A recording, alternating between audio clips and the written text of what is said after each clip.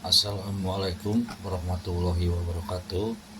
Perkenalkan, nama saya Indra Hardiansah, mahasiswa Universitas Cyber Asia, kelas manajemen MG 203. Di sini saya akan mempresentasikan mata kuliah pengantar bisnis. Bisnis yang akan dijalankan adalah berjualan atau agen beras door to door. Strategi dagang yang saya gunakan adalah strategi dengan cara sambut bola dengan pelayanan yang utama.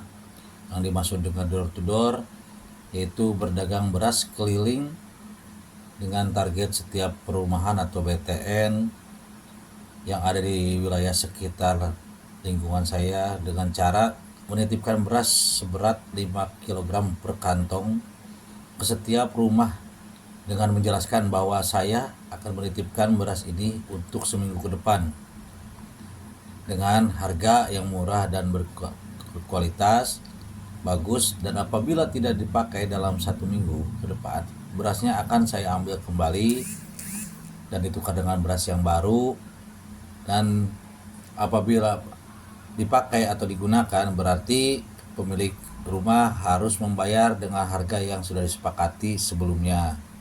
Begitupun seterusnya secara kontinu. Yang menjalankan bisnis ini saya dan keluarga. Bisnis ini pertama kali dilakukan oleh orang tua saya. Kebetulan orang tua saya dahulunya sebagai agen beras di pasar tradisional sejak tahun 1978 sampai dengan tahun 2002, dan dilanjutkan oleh saya dan adik saya. Bisnis ini sudah berjalan sejak tahun 2021 sampai sekarang. Peluang bisnis beras ini sudah saya jalankan sejak adanya kebijakan pemerintah dengan adanya pembatasan sosialisasi berskala besar disebabkan oleh pandemi COVID-19 pada tahun 2021 yang melarang masyarakat untuk tidak berinteraksi di luar rumah guna menghindari penyebaran virus yang lebih banyak. Disitulah peluang itu saya gunakan untuk atau manfaatkan untuk berbisnis. Bisnis beras ini saya lakukan atau laksanakan di kampung halaman saya sendiri, yaitu Kota Sukabumi, Jawa Barat, di mana tempat kelahiran saya dan tempat tinggal orang tua saya dan keluarga saya sekarang ini. Kenapa bisnis beras ini saya ambil? Karena mayoritas masyarakat di kampung sudah mengenal kalau orang tua saya dari dahulunya menjadi agen beras pertama di pasar tradisional Cibadak, Sukabumi. Jadi kepercayaan masyarakat akan lebih tinggi kalau beras dari saya akan terjamin kualitasnya. Bagaimana supaya bisa menjual beras dengan kualitas bagus atau baik dan sangat berkualitas?